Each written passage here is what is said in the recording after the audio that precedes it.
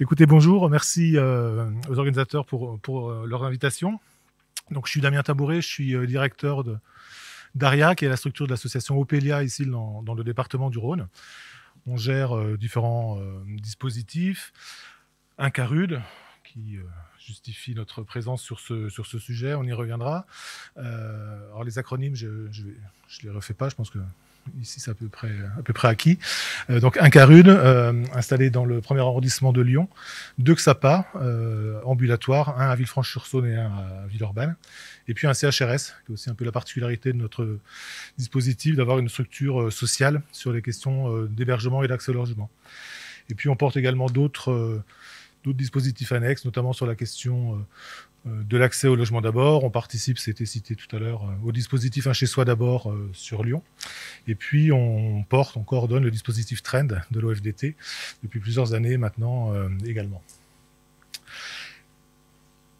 On va du coup vous faire une petite présentation à deux voix avec Gilles.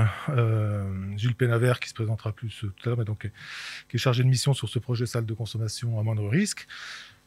Alors on va jongler entre salle de consommation à moindre risque, SCMR et halte soins addiction, HSA.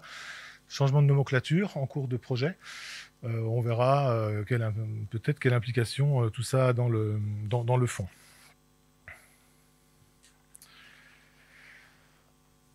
Je vais plutôt, moi, revenir sur la genèse de ce projet. Pourquoi on travaille sur la question d'implantation d'une salle de consommation à moindre risque sur Lyon. Et Gilles prendra le relais ensuite pour vous présenter un peu nos réflexions sur la prise en compte des pathologies duelles dans ce genre de dispositif, comment ça vient influencer le projet, et en même temps comment on va pouvoir travailler à partir de ça. Sur la genèse du projet, je vais refaire un petit retour en arrière. 2016, la loi de santé qui institue la création des salles de consommation à moindre risque. Et en fait, à l'époque, les structures lyonnaises, dont la nôtre, notre CARUD, étaient plutôt d'avis de dire qu'il n'y avait pas forcément les besoins. En tout cas, le contexte n'était pas forcément réuni à l'époque pour travailler sur cette question-là. Il y avait deux choses principales. La première, c'était qu'il n'y avait pas énormément de visibilité des consommations de produits dans l'espace public, alors que les débats à l'époque, pour ceux qui s'en souviennent, insistaient beaucoup sur la question de la sécurité publique, de la tranquillité publique, et d'une réponse à une situation un peu critique, en tout cas problématique de consommation dans l'espace public. Et ça, à Lyon, il n'y avait pas. Et puis, il y avait aussi un autre contexte, lui politique, puisque le maire de Lyon, à l'époque, s'était exprimé très clairement contre l'implantation d'un tel dispositif dans sa municipalité. Et à partir du moment où le maire met un veto, c'est pas à peine d'y travailler, puisque la procédure d'implantation demande l'implication très forte des élus municipaux. Donc à l'époque, on n'a pas trop bougé sur cette question-là. Objectivement, on a regardé nos collègues, nos partenaires parisiens et strasbourgeois y aller, en se disant, bon, on verra. Voilà. Et puis les choses ont évolué quand même depuis plusieurs années, notamment la visibilité accrue des consommations dans l'espace public. Ça, c'est quelque chose qui est remonté vraiment du terrain, de la part des intervenants de CARUD, des différentes équipes de maraude, par exemple, qui ont pu, comme ça, constater qu'il y avait dans Lyon, dans la métropole, différents lieux avec des traces de consommation. Alors, quand on dit des lieux de consommation dans l'espace public, à Lyon, on n'est pas sur ce qui se passe à Paris, notamment, avec la colline du Crac ou avec d'autres lieux, comme c'était à l'époque Gare du Nord ou des choses comme ça. On est sur des choses beaucoup plus diffuses, beaucoup plus, j'ai envie de dire, cachées, mais qui existent. C'est-à-dire qu'il suffit de regarder un peu ce qu'il y a dans les bosquets, ce qui se passe dans les toilettes publiques, dans les sanisettes, et on voit que la consommation dans l'espace public, elle est réelle, même si elle n'est pas vraiment flagrante. Tout ça a été aussi documenté par le rapport Trend, notamment, je ne sais plus quelle année c'était. Je vous regarde, je ne sais pas si vous vous en souvenez, peu importe, ce n'est pas le dernier, c'était celui d'avant. En tout cas, il y a un gros travail d'observation ethnographique, puisque c'est le principe de Trend sur cette question-là dans l'espace public lyonnais, et qui a vraiment mis en évidence cette présence de consommation dans les espaces publics. L'autre événement, c'était des perspectives au niveau de la politique locale, puisque les municipales arrivaient. Et que, voilà, changement de maire, peut-être changement de politique. Et donc, du coup, ça réouvrait aussi des possibles sur cette question-là. Et puis, la troisième raison qui nous a aussi incité à y aller, collectivement, j'y reviendrai, c'est qu'il y avait une expérimentation des salles de consommation en France qui existait depuis 2016, avec ce que je disais, hein, Paris et Strasbourg. L'expérimentation, elle était concluante. On avait les premiers retours sur les différentes études, Cosinus notamment, portées par l'INSERM. Mais la difficulté de cette étude-là, c'est qu'elle portait quand même sur une toute petite échelle, 2 salles, alors que la loi de 2016 en prévoyait 6 au départ. Et donc, il y avait aussi un enjeu pour les structures en addicto, et puis pour les fédérations. Alors, j'ai pas dit dans ma présentation, mais je suis aussi le délégué régional de la Fédération Addiction ici en Auvergne-Rhône-Alpes. Et donc, c'est des questions qu'on peut évidemment aborder au niveau de la Fédé. Il y avait un enjeu aussi que les acteurs de terrain se mobilisent pour faire des propositions autour de ce dispositif, au risque que le législateur nous dise « Écoutez, vous êtes bien gentil, vous en avez demandé, vous en avez fait 2. Bon, voilà. Si vous n'êtes pas capable d'en faire plus, passons à autre chose. » Et donc, il y avait vraiment aussi un enjeu de pouvoir repositionner les acteurs de terrain sur cette question-là, avec un enjeu politique assez fort. Et donc, à l'initiative de certains collègues, en particulier les médecins des Hospices civils de Lyon, qui ont pu, à différentes reprises comme ça, relancer cette réflexion, il y a eu plusieurs rencontres avec un certain nombre de partenaires, dont les CARUD, c'est pour ça que nous, enfin les CARUD de l'EXAPA, bien sûr. Donc, on était associés à cette réflexion. Et très très vite, il y a eu un consensus sur le fait qu'il fallait absolument relancer cette réflexion autour de l'ouverture, de l'implantation d'une salle de consommation à moindre risque à Lyon. Je vais vite après sur la partie méthodo, mais on a vraiment fait le choix, avec l'ensemble des partenaires, d'être dans un travail multipartenarial. Ça, c'est vraiment quelque chose auquel on tient collectivement. C'est-à-dire que ce n'est pas le projet d'Opelia, c'est vraiment un projet partenarial, même s'il fallait évidemment un porteur. Et donc, on a assez vite fait le choix que ce soit Opelia. Donc, en gros, ça se jouait entre... Il y a 2 CARUD, hein, les salles de consommation à moindre risque, en tout cas dans le premier cahier des charges, était associé à un CARUD, donc ça se jouait entre nous et l'autre CARUD de Lyon, et assez vite il était décidé ensemble que c'est Opelia qui serait chargé de ce travail-là. Assez vite on s'est dit aussi qu'on avait besoin d'un renfort technique pour travailler cette question-là, et notamment un poste de chargé de mission, et donc avec le soutien de l'Agence régionale de santé, on a pu, nous à Opelia, embaucher un chargé de mission, Gilles, qui est là et qui, pendant une année, prolongé d'une année maintenant, ça fera 2, à mi-temps, travaille spécifiquement sur ce projet sur la métropole de Lyon. Voilà. Et puis on a mis aussi un certain nombre d'instances de travail et de pilotage. Alors un comité de pilotage dit restreint, les termes ne sont pas très beaux, mais on n'a pas fait l'effort d'en trouver d'autres, c'est pas grave, qui va regrouper l'ensemble des structures médico-sociales en addicto de la métropole, les CARUD, l'EXAPA, mais aussi des services hospitaliers, le service universitaire avec Benjamin Roland, et des usagers. Ça, c'est aussi qui a été quelque chose d'extrêmement important pour nous dès le départ, c'était d'associer les usagers à cette réflexion et au pilotage. Et puis, il y a un comité de pilotage élargi qui va regrouper plus largement les professionnels de ces structures, mais aussi d'autres structures, d'autres associations, du social, de l'intervention en direction des personnes concernées par la prostitution, les différentes équipes mobiles, le SAMU social, Interface SDF, voilà. J'en cite quelques-unes, j'espère ne froisser personne si je ne les cite pas, mais en tout cas, on a essayé d'élargir, ça fait à peu près une trentaine de structures identifiées qui sont régulièrement réunies dans un échange d'informations, mais aussi de production, puisque c'est à partir de ce comité de pilotage élargi qu'on a créé des groupes de travail pour penser collectivement ce projet. Alors, où en sommes-nous? C'est difficile de répondre à cette question aujourd'hui parce que on est dans un timing un peu compliqué, un peu serré. On est en train de travailler sur un diagnostic préalable. Ça, c'est évidemment la première chose à concrétiser. Un diagnostic préalable donc, que Gilles a coordonné et partagé à partir de données quantitatives. On a fait notamment une étude auprès des usagers des structures d'EXAPA et du CARUD qu'on a appelée l'étude Traboul et qui donne un certain nombre d'éléments assez importants, assez forts pour le projet. Je citerai qu'un chiffre par exemple, mais qui pour moi est tout à fait révélateur du besoin. On a interviewé 200 usagers au cours de l'été dernier. 86% des usagers déclarent consommer soit dans l'espace public, soit dans des lieux inadaptés. Je mets des guillemets, c'est-à-dire des voitures, des halls d'immeubles, des caves, des sanisettes. Voilà, en tout cas, un certain nombre de lieux comme ça identifiés où la consommation de produits, en particulier intraveineuse, n'est pas du tout adéquate, conseillée. Voilà.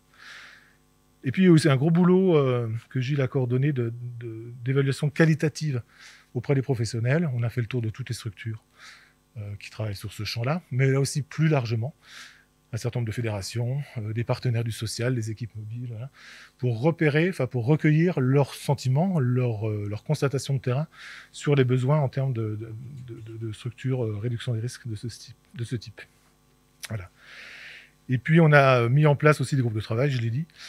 Donc, il y a à peu près une trentaine de professionnels d'horizons très différents qui ont participé.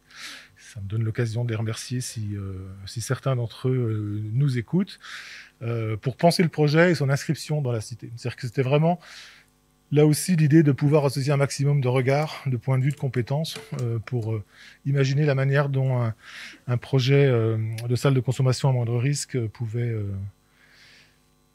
se mettre en place et se construire. Voilà, je vais un peu vite, mais on aura plus le temps après. Les prochaines échéances pour nous, la présentation du diagnostic aux élus et aux institutionnels. Pardon. Les élus, c'est extrêmement important, je l'ai dit tout à l'heure.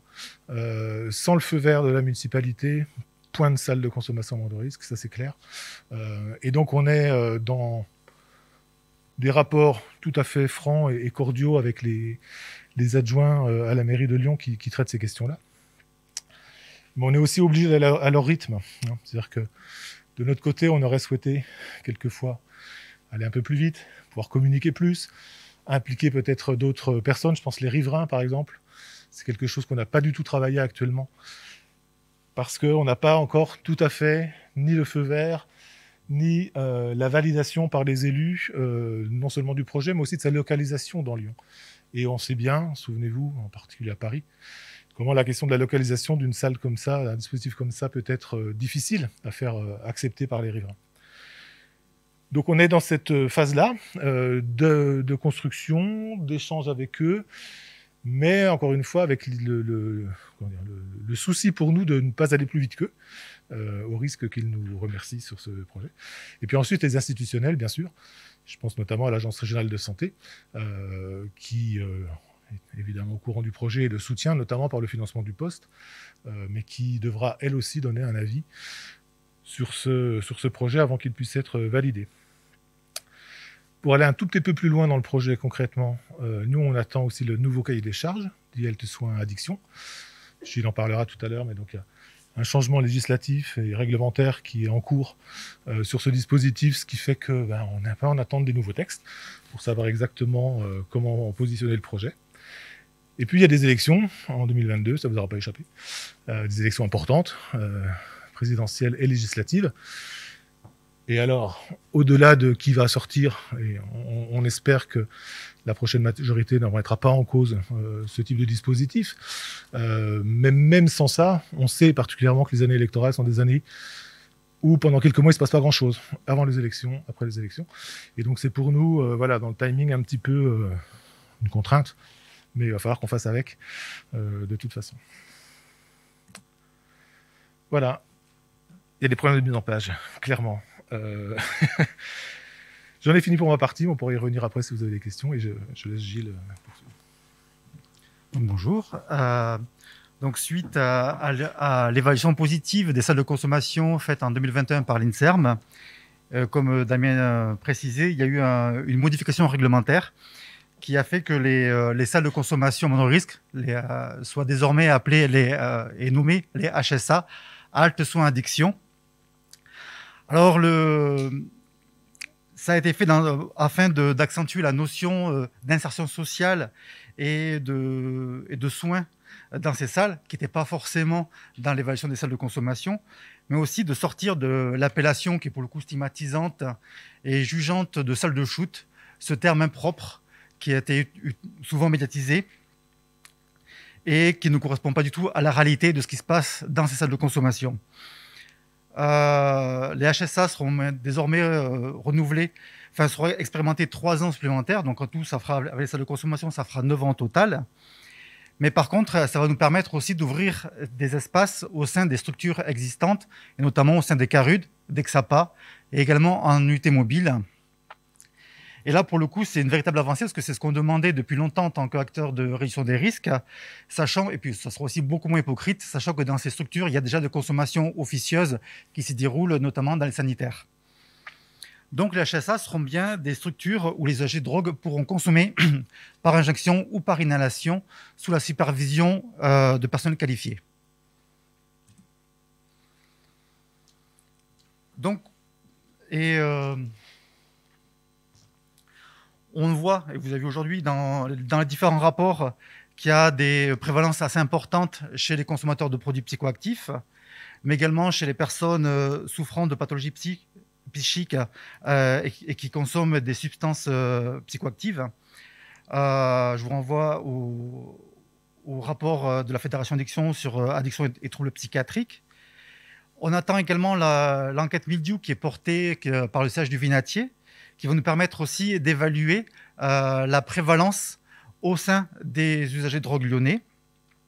Mais déjà, au sein des CARUD, on peut voir une importante prévalence des troubles psychiques chez les usagers de drogue.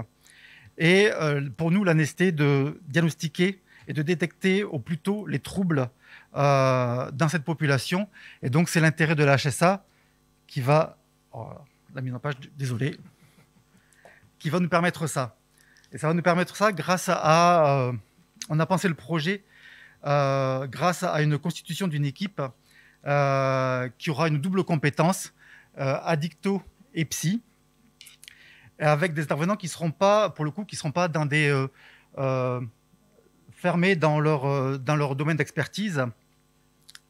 On voit ça comme une double compétence, c'est-à-dire pour répondre aux pathologies associées, on peut y répondre qu'ensemble. Et on a imaginé des équipes pluridisciplinaires, notamment dans des maraudes ou des équipes qui seront constituées aussi bien addicto que psy, mais avec une référence commune qui est celle de la réduction des risques et des dommages. Également, on sera embauché, on pense également aux psychiatres qui pourront, en dehors des consultations, accompagner au long cours et éviter les ruptures, mais qui ne seront pas non plus assignés dans leur bureau, mais qui seront dans la salle au même titre que l'équipe entière. On a également pensé la salle avec une présence de consommateurs de drogue pairs, d'usagers de drogue, et de médiateurs pairs aussi, qui ont un parcours en psy. Venant du communautaire, je suis bien placé pour dire la richesse des expériences et des points de vue des consommateurs, et notamment leur place à côté des usagers de drogue. Il y aura aussi on a vu le projet comme une reconnaissance aussi et des consommateurs de drogue au niveau de leur savoir expérientiel, au niveau de leurs connaissances, au niveau de leurs compétences, car les premiers experts, c'est avant tout les consommateurs de drogue. Le but étant favoriser l'empowerment individuel collectif, de co-construire avec eux des stratégies de réduction des risques dans une logique de rétablissement. Et également, grâce à un partenariat qui inscrit la HSA dans un continuum d'action de soins et de dispositifs, mais qui permettra, grâce à une collaboration et un agencement entre les différentes structures hospitalières, sociales et médico-sociales. Désolé. Donc, on pense le projet comme un seuil bas, et le fait de pouvoir consommer, le fait de pouvoir venir avec ses chiens, de pouvoir aussi consommer des drogues licites, donc notamment l'alcool, qui sera autant de portes d'entrée vers un parcours de soins qui va permettre de favoriser un petit peu le repérage et le diagnostic des troubles associés des consommateurs de produits psychoactifs, mais aussi l'orientation amont et en aval des personnes, c'est-à-dire que nous, on orientera vers les structures psy, mais également les hôpitaux psy pourront aussi nous orienter des personnes qu'ils ont repérées directement consommatrices de produits psychoactifs. On privilégie un accompagnement global qui n'est pas centré ni sur les addictions, ni sur la pathologie psy, mais plutôt sur la qualité de vie et le bien-être des consommateurs, et notamment par la question de l'hébergement qui va aussi se poser. Donc je pense au logement d'abord, mais aussi à de nouveaux types d'hébergements dans lesquels on pourra aussi consommer, type sleep-in, à terme. Avec aussi dans la salle une offre de soins facilitée pour les TSO, pour les traitements hépatites, mais aussi pour les traitements psychiatriques, qui permettra au final d'admettre de nouvelles personnes dans son parcours de soins. Donc vraiment, le projet est en construction encore. En tout cas, il est porté par une dynamique partenariale assez importante, composée pour le coup de la plupart, comme disait Damien, des structures en addicto, médico-sociales et hospitalières de Lyon. Je profite pour les remercier, autant les hospices civils que le SUAL. C'est un projet qui se veut ambitieux et innovant, mais on sait que rien n'est gagné. On l'a encore vu dernièrement à Lille, où la salle, quelques jours avant son ouverture, a été fermée, enfin n'a pas pu ouvrir, alors que le local a été trouvé, est aménagé, et l'équipe en cours de recrutement. Mais on a un ministre de l'Intérieur un peu tendu sur le sujet, donc c'est aussi un projet qui est pensé avec les consommateurs de drogue et qui ne va pas se réduire à la réduction des risques, mais pour le coup, qui est plus largement dans son parcours de soins avec une prise en charge médico-psychosociale des plus adaptées à leurs besoins et à leurs demandes. Et enfin, donc, c'est vraiment un projet élaboré avec eux et faire en sorte, on le pense et on le co-construit avec eux, avec les consommateurs de produits psychoactifs, afin que le HSA soit vraiment un pont vers une évolution de notre société, vers du moins de la cité, vers plus d'équité, de dignité, de citoyenneté et d'inclusivité des usagers de drogue à Lyon. Voilà. Merci. Rapide. Merci beaucoup, Damien et Gilles. Peut-être qu'on peut prendre les questions maintenant, puisque je préfère qu'on... Si, il y a un autre intervenant, mais c'est sur une thématique différente. Donc, je pense que c'est peut-être pas mal s'il y a des questions dans la salle, qu'on puisse passer un petit peu de temps. C'est vrai qu'on va changer de thématique après. Est-ce qu'il y a des questions dans la salle sur cette réflexion, cette expérience en construction à Lyon? Oui. Allez-y, allez-y. Ah, bravo. C'était pour dire bravo, je crois. On peut le dire avec le micro, mais peut-être une question sur les particularités du terrain lyonnais, que vous connaissez certainement bien maintenant, par rapport aux autres projets de salles ou de haltes, je ne sais pas comment dire.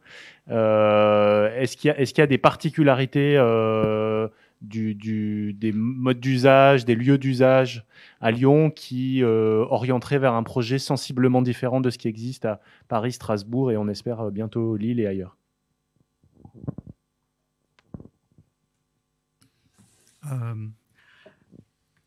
Une des principales particularités par rapport à Paris notamment, comme disait Damien, c'est la question de la consommation qui est diffuse.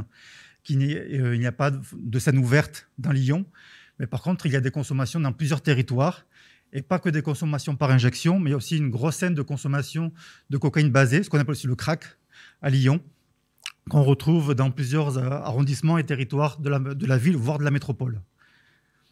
Essentiellement. Voilà. Oui, ça c'est un peu sur les particularités des consommations ici. Je pense que l'autre particularité, il me semble que on a essayé de la présenter là, c'est vraiment la conception d'un projet qui est vraiment un maillon dans le parcours d'accompagnement des usagers. Ce qui a été moins le cas, en fait, en tout cas quand on a pu échanger avec les collègues de Strasbourg et de Paris, ça a été moins dans leurs préoccupations.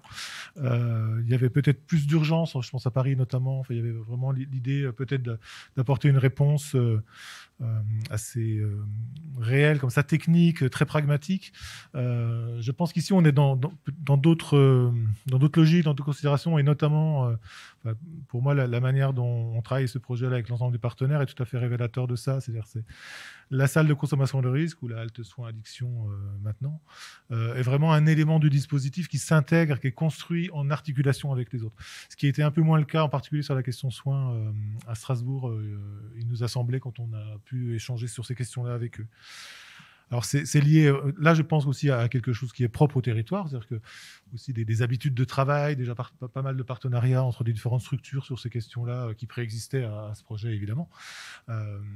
Voilà, et j'ai oublié ce que je voulais dire. Ah oui, et ça vient tout à fait on ne l'a pas fait exprès, c'était comme ça, mais ça vient tout à fait en écho, non seulement avec le diagnostic de l'INSERM, enfin l'étude de l'INSERM, qui pointe que sur la question de l'accès aux soins, les salles de consommation à moindre risque, telles qu'elles ont été pensées en 2006, sont pas forcément très efficientes. En tout cas, c'est pas forcément un secteur sur lequel il y a beaucoup d'impact. Et on voit bien sur le nouveau cahier des charges. Alors, on en a vu une version provisoire. Hein, il n'a pas été validé. On a juste eu par nos différents réseaux pu lire ce qui avait été proposé. On voit bien que le centre de gravité se déplace, ce qui est plutôt une bonne nouvelle d'ailleurs. On était vraiment, avec les salles de consommation, sur un vrai équilibre sécurité publique, santé publique. Et là, on voit que la question se déplace beaucoup sur la question du soin. Le terme halte soins addiction le dit, hein, d'ailleurs, même si on peut être... Voilà, on pourrait dire quelque chose sur cette appellation-là, mais en tout cas, ça dit bien que cette particularité-là, et je trouve que ça fait bien écho quand même à la question de la situation lyonnaise et à la manière dont on le travaille. Donc, si j'entends bien, la réflexion qu'il y a eu à Lyon, qui effectivement, où on avait quand même tous discuté effectivement de cette place du soin, qui était finalement assez peu présente, voire quasiment pas présente, Paris, Strasbourg et même Genève, où on avait été. Finalement, on a l'impression que, d'après ce que j'entends, le nouveau cahier des charges nous pousse dans ce sens-là. Finalement, on est plutôt dans le bon sens du vent, on pourrait dire. C'est un peu le sentiment qu'on a. Alors après, le bon sens du vent, sur ce sujet, on va rester prudent. Le vent peut changer vite et les tempêtes peuvent se lever. On a pas mal échangé effectivement avec les collègues de Strasbourg et de Paris pour savoir un peu la manière dont eux concevaient tout ça. Ils ont évolué sur cette question-là. À Strasbourg, au départ, il n'y avait pas toutes ces dimensions soins. Et progressivement, ils ont eu un infirmier qui était là pour regarder un petit peu, faire de la bobologie, regarder l'état des pieds des usagers, enfin des choses de ce ordre-là. Et puis assez vite, ils ont créé des consultations infirmières. Et puis ensuite, il y a un médecin qui est venu, et puis ensuite un psychiatre. Voilà. C'est quelque chose qui a été intégré progressivement dans leur projet. Et je trouve que la manière, en tout cas, dont on envisage le projet lyonnais est assez bien dans cette lignée-là. Enfin, ça me semble un peu plus contemporain qu'une simple salle uniquement axée sur l'action de la RDR. Et il y a un autre aspect pour nous aussi, c'est il y a deux écoles sur la question des salles de consommation. Je vais le dire comme ça. Alors Gilles, tu pourras peut-être compléter, mais il y a le modèle peut-être un peu germanique, anglo-saxon. Vraiment avec l'idée c'est un espace, on vient consommer et puis c'est tout, on consomme, on s'en va, on consomme, on s'en va, il n'y a pas grand-chose d'autre. Et il y a un modèle plus intégré, qui est le modèle français, qu'on sent déjà un peu pointé dans le premier cahier des charges, mais qu'on sent beaucoup plus dans le cahier des charges des HSA. Un modèle intégré, c'est-à-dire c'est un endroit, effectivement, où on peut venir consommer, mais où il n'y a pas que ça. Il y a les dimensions de l'accueil, de la socialisation, on en a parlé, la question de l'accès aux soins, la question de l'articulation avec d'autres dispositifs. Voilà, on est beaucoup plus dans cette conception-là, il me semble, maintenant, que sur un dispositif de réduction des risques d'urgence. Je sais pas comment l'exprimer, mais je pense que vous voyez ce que je veux dire. Je ne sais pas si tu veux compléter. Qui évolue, même on voit en Suisse, les dispositifs qui étaient plutôt puristes, on va dire, c'était vraiment que de l'RDR, maintenant sont de plus en plus, et ça de plus en plus, vers le modèle intégré. Modèle intégré, ouais, c'est ça. Ah, c'est mieux. Mais de toute façon, les salles de consommation, ça fait 35 ans que ça existe. Il était aussi un peu temps que ça évolue. Ça évolue aussi en fonction des besoins et des demandes aussi des consommateurs de drogue. C'est un modèle assez ancien et un seul modèle ne correspondait pas du tout au modèle lyonnais, ou du moins aux consommations à Lyon. Donc là, on est en train de réfléchir, parce que c'est vraiment un modèle autant pour l'injection que pour l'inhalation qui puisse correspondre aux consommations actuelles qui se déroulent dans la ville et en périphérie. Très bien. Et une question ? Oui. Alors, qu'en est-il des équipes mobiles à Lyon, bus méthadone, par exemple ? Merci pour la question. Alors, je vais déjà répondre sur la question du bus méthadone parce que ça va aller vite. En fait, c'est un projet qu'on a porté également au Pilier il y a plusieurs années. On avait là aussi travaillé avec pas mal de partenaires. On avait là aussi travaillé sur un diagnostic. On avait plutôt bien avancé. C'est un travail qui avait été coordonné par le docteur Antoine Cana pour ceux qui s'en souviennent. Voilà, on était effectivement dans une vraie dynamique. Et, malheureusement, cette dynamique, elle était un petit peu sabrée par notre autorité de contrôle, l'ARS, qui en fait s'est opposée au projet sur ce qui nous semble un point de détail, ce qui pour eux leur semble être un élément déterminant, qui était la possibilité légale de mettre de la méthadone dans un truc qui bouge. Enfin, je dis comme ça un peu de manière ironique, mais c'était ça en fait. C'est-à-dire que l'argument était on n'a pas trouvé le texte qui vous autorise de mettre la méthadone dans un bus qui bouge. Voilà. Et à partir de là, une opposition assez ferme, en particulier enfin, non, je ne vais pas le citer, peu importe. Et on nous a du coup tranquillement demandé d'arrêter. Et donc ça s'est arrêté. Mais c'est une vraie question parce que quand on a travaillé sur le projet salle de consommation, c'est revenu cette question-là. Alors oui, effectivement, très bien la question de la réduction des risques, l'accompagnement à l'injection et tout ça, mais quid de l'accès au traitement de substitution qui reste à Lyon quand même une difficulté. Voilà, on sait historiquement, il y a un retard sur le nombre de personnes qui ont accès au traitement de substitution par rapport à la moyenne nationale. On sait que les structures qui initient les traitements, en particulier les XAPA, qui font le gros de l'initialisation de méthadone actuellement, ont des semaines, voire quelquefois des mois d'attente parce que les files actives sont totalement embolisées, qu'on a des vraies difficultés à passer des relais en ville et qu'il y a une demande réelle sur ces questions-là. Voilà, donc on a reposé cette question-là, alors sans aller très très loin, et puis faut qu'on leur travaille aussi au niveau du comité de pilotage, mais dans le projet, il y a un volet, il y aura un volet sur l'accès facilité à la méthadone. Ça a été rapidement cité tout à l'heure par Gilles, ce qui est pour nous une priorité, c'est-à-dire que favoriser l'accès aux soins, en particulier aux soins addictologiques. Je fais juste une petite parenthèse pour redonner un peu une idée. À Strasbourg et à Paris, quand ils ont ouvert la salle, leur file active a été composée d'à peu près entre 30 et 50% de personnes qui n'étaient connues ni d'Exapa ni d'Ecaril. C'est-à-dire que c'est des personnes qui sont sorties comme ça, un peu de nulle part, qui n'étaient connues d'aucun dispositif de soins en addicto. Il n'y a pas de raison que ça ne se passe pas comme ça ici. Voilà. C'est-à-dire qu'il n'y a pas forcément un microclimat à Lyon qui ferait qu'on serait épargné par ça, je pense. Donc ça veut dire qu'on va voir arriver des personnes dans cette salle qui seront en demande. Si ce n'est dans l'immédiat, on peut l'espérer un peu plus tard dans leur parcours, en demande de soins addicto. Et s'il n'y a pas derrière la possibilité d'y répondre, on va être un peu embêté parce qu'on aura fait émerger des besoins, on aura rencontré des personnes qui seront en attente et on pourra juste leur dire, écoutez, la file d'attente était de 2 mois, grâce à vous, elle passe à 3 ou à 4, et attendez. Donc voilà. Donc il faut absolument qu'on travaille cette question-là, ça c'est sûr. Ça pose des problèmes réglementaires.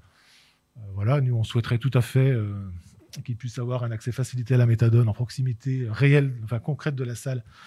Et voilà, il faut savoir comment ça se passe. Ça pose des problèmes architecturaux. Est-ce qu'il y aura la place? Ça pose des problèmes de personnel.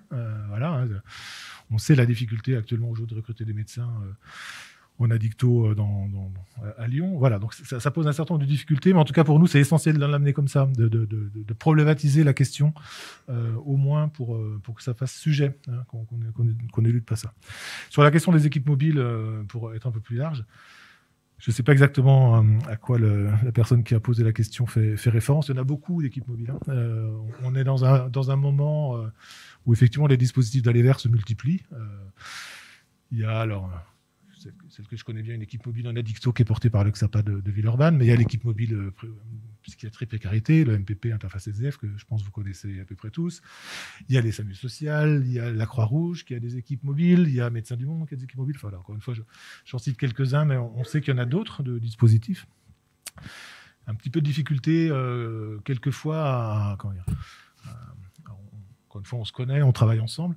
Mais la multiplication des dispositifs avec des points de chevauchement, quelquefois en termes de public puis d'activité, voilà, fait que vraisemblablement, il faudra un jour qu'on puisse faire un petit peu le point là-dessus et savoir qui fait quoi. D'autant qu'il y a d'autres projets, je ne sais pas si vous passez, mais il l'ARS souhaite développer d'autres dispositifs, notamment des dispositifs médico-sociaux qui sont en train de se créer, qu'on appelle les équipes mobiles santé-précarité, je ne dis pas de bêtises, qui sont des nouveaux dispositifs médico-sociaux qui devraient être créés prochainement. Il y a des équipes de soins infirmiers précarité qui sont aussi dans les tuyaux pour être créées. Donc voilà, on développe là les verts. Donc il y en a beaucoup, c'est pour ça que c'est difficile de répondre à votre question.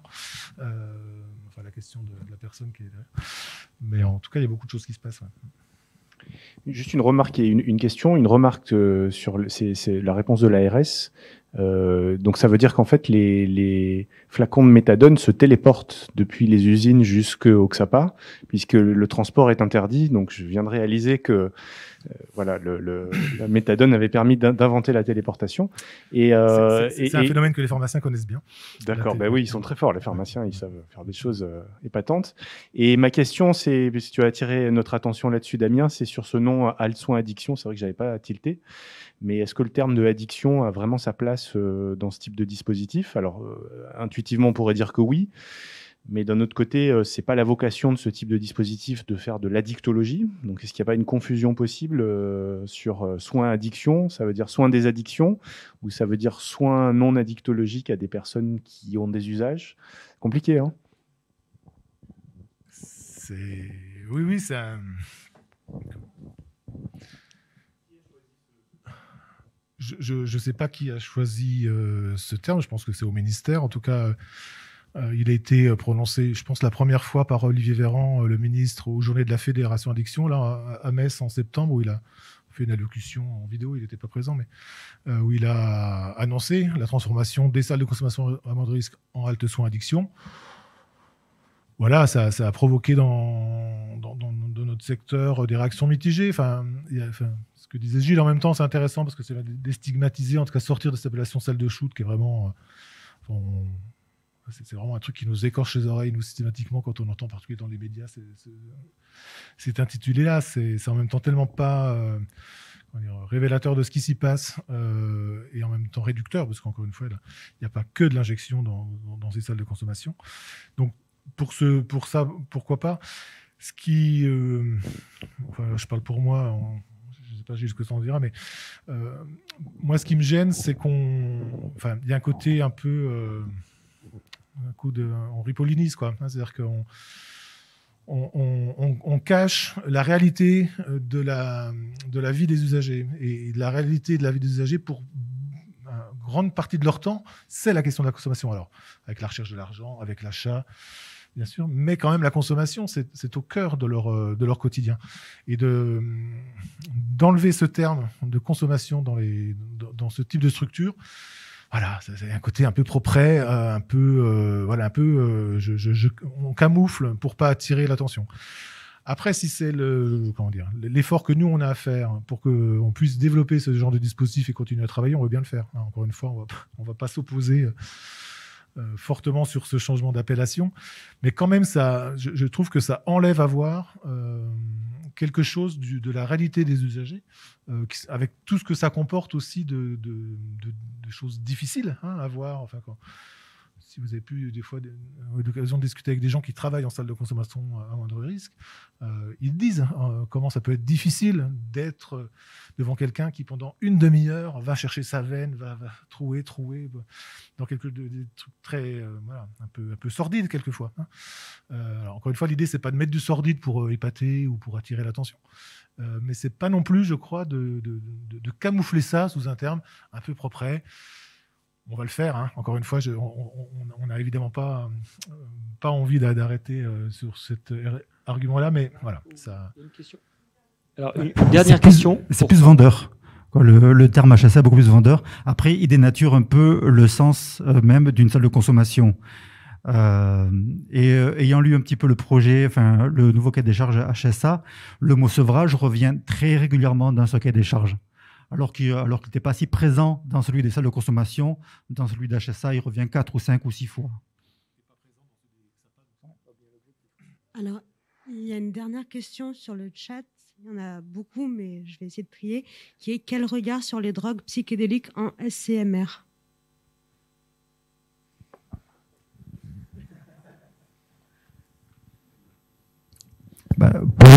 On a pensé le projet plus pour l'injection, l'inhalation. L'inhalation, que ce soit par cocaïne basée ou inhalation opiacée, et par inhalation par voie nasale. On réfléchit encore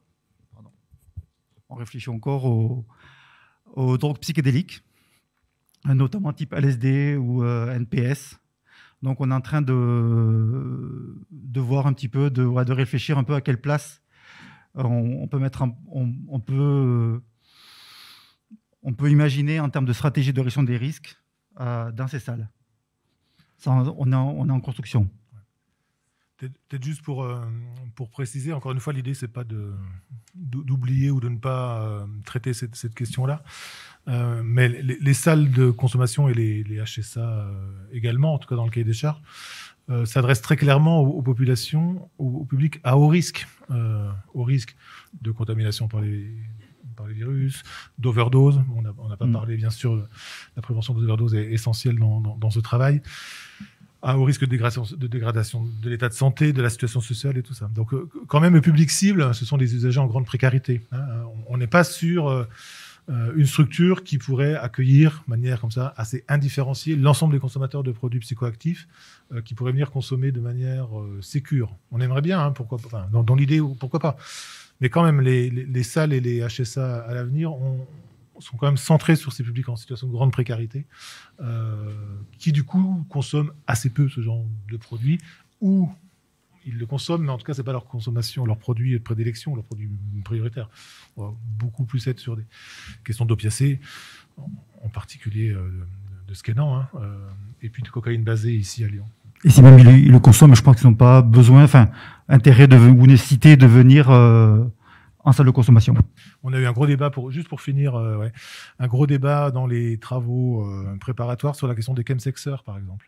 Il y avait certaines personnes dans les groupes de travail qui poussaient en disant « mais si, il faut ouvrir aux chemsexeurs, il y a des vraies difficultés, notamment sur les pratiques d'injection de SLAM, qui sont des problématiques réelles qu'on peut voir en particulier dans les XAPA ou dans les consultations de santé sexuelle. On a ces retours-là, évidemment. Voilà. Est-ce que c'est vraiment la cible des salles de consommation à moindre risque? Des gens plutôt bien acérés, souvent avec beaucoup d'argent, qui font des soirées, alors en plus un peu particulière avec la question de la consommation sexuelle, qui pour le coup n'est pas tout à fait prévue dans le projet de salle de consommation.